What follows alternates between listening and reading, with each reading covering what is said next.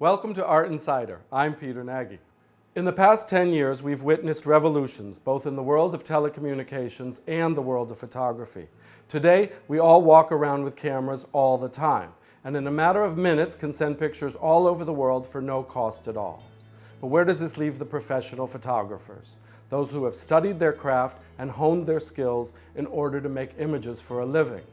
Today, we're going to meet 4 different artists who use photography in very different ways. But many of them also acknowledge the changes that photography has gone through and how the very essence of the photograph itself has changed. Our first guest today is Vivan Sundaram, a senior artist who has explored many different artistic mediums and employed the photograph in many different ways for a multiplicity of meanings.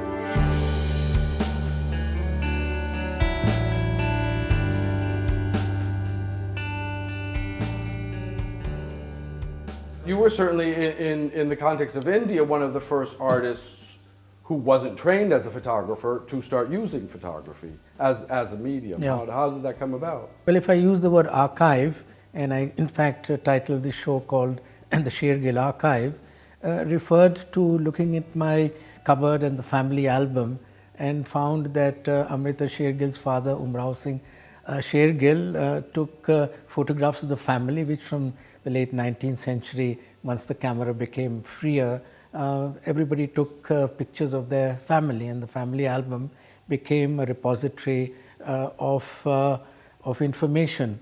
But Umrao Singh's photographs had a certain presence, a certain form, if I might use that word. And so then a relationship of making art from the found object was already part of my vocabulary. And so to take up Umrao Singh's photographs and title a show called The Shergill Archive was the first initiator to represent his work, and there those photographs were not manipulated as subsequently in 2001 when I started doing this series called Retake of Amrita Compositions. Because in the Shergill Archive, it's using the photographs in that sort of almost like a Cornell box at times, with letters, with other memorabilia, things about the family, and putting that together into a larger body. So it's not just the photograph; it very much is. Yeah, it is represented within these containers of the boxes. And it's a sculptural project, really. Yeah, very much it has so. a very sculptural form. So then you go to the next step where you're just using the pure photograph, and what you do, you took your grandfather's photographs and digitally combined them with excerpts, details from Amrita Shergill paintings. Yeah, right? Well, it was many things, but even in the Shergill Archive, my interest in the narrative was already present, and the photograph was still an analog, means that it was not manipulated. And in just the way I arranged them, photographs of what I called father and daughter on a kind of 2-layered sequence, so that it became a narrative. His 84 years and her 28 years, and they're like together in Paris. So then you read them as a narrative. I'm establishing a relationship, say, between father and daughter. But once I come to the age of the digital, and where I could then manipulate and put in from different periods and places, relationship of Umrao Singh to his wife, to Amrita, and then Amrita's relationship to her sister, to painting. So a whole series of narratives emerge. So as I say, the digital is actually telling a lie to tell a new story or a new truth. And that's how that whole series evolved. Our next guest is a renowned photographer who has diversified her practice in order to expand upon her identity as an artist. Dayanita Singh's thoughtful responses to the production, presentation, and distribution of photography today have led her to ambitious new forms, which straddle the genres of publishing, exhibition design, and curatorial study.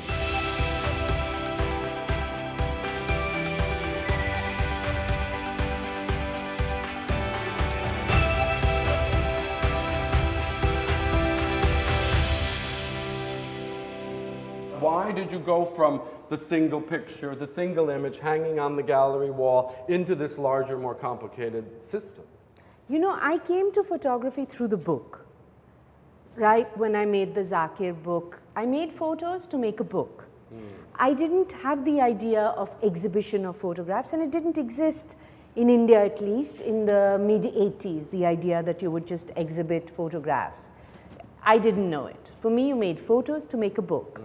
And then after a few years, I started to feel, Peter, that when people came to the gallery to look at a photo show, it was that kind of a, like they would just do a twirl and they would get everything. But now, if you really, I missed how people came to a sculpture show, for example. When you had a sculpture show, people would move around the work, and they would bend, and they would do a dance around the work if they were engaging with it. And I thought, can photography take that on? Can there be a more interactive experience of photography? For the viewer, yeah. For the viewer. And for me, it was really important to be able to change the work during the show. Not just take it off this nail and put it on that nail, but actually close things. It's noisy.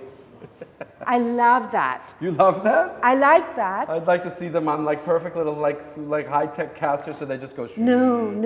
You like the noisy part? And they've been made for my apartment. So I can move them myself. So now if I felt that actually I would like the men to move in another direction, I should be able to do it. How many pictures altogether here in this show? I think about 800-900. They're 800 still 900. growing.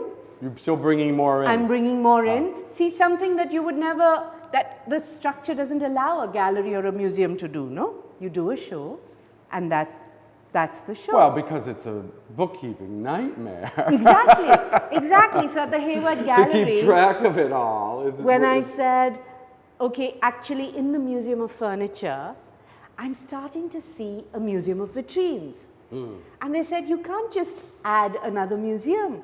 But because I had these little boxes, the mini museums, I put them on the wall and I said, that's it, that's Museum of Vitrines. I see. So I made a structure, so it's not a nightmare for you, but I can keep on expanding it. Look, I would like to do a museum of flooring. Exactly. So each person finds something else, no? There, because there's so many details. Yeah, because these could just be organized in terms of interesting flooring patterns, right? So why don't we do that? We can build right now a museum of flooring. So we have to take this one out. So yes, So these which two, one? This one, no, not that one. This one in the middle and this one over here. Okay. Let's not do carpeting, let's do Terrazzo. terrazzo or stone. I think, wouldn't that be nice to have a terrazzo museum? That's what we'll do. But I don't know, but this is parquet, but I like this one. So this one with the charpoy, or it's that's good. This one? Yes, please. Can you put it in the front? You don't like it at the back? No, I want it push, pull. Yeah. Go away closer. We'll use this one with these pebble, welcome 1910. That's my house. That's Goa? Yeah. It says 1910 there. I'm not seeing it here as sort of interesting. See, I could never ever do this in any museum or any gallery. No, you're doing it in a museum right now. So I built an entire structure to be able to do exactly this. Yeah, well that makes sense. Peter Nagy walks in, we decide to make a museum of flooring.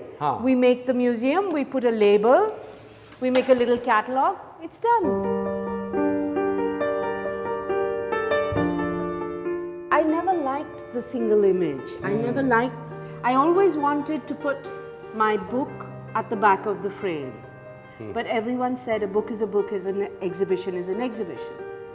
And so now, basically these are large books. Yeah. There's the spine and there's the front cover and the back cover. Yeah, that's true. And out of it come little pages, if you Well, like. they're sort of like a Rubik's Cube. You've gone from the sent a letter and made it into like a Rubik's Cube, so it goes. It comes directly from sent a letter. Thank you, Dayanita. This has been amazing to see how flexible and how it's kind of confusing at the same time. Well, I want it to be. I'm tired of photography spoon feeding and photography exhibitions spoon feeding the reader. I think the reader is far more intelligent. Yes, that's good. And do you see more books actually coming out of this? Oh, absolutely. The book is really the heart of it. The exhibition is really the catalogue of the book. Oh, So the Museum Bhavan book will be out in the fall. Okay. So we'll look forward Another object. We'll look forward to seeing that. Thank you Yes, for me walking us too. through. We're going to take a short break, but when we return, I'll be speaking with Ravi Aggarwal, an environmentalist who channels his concerns into a photographic practice.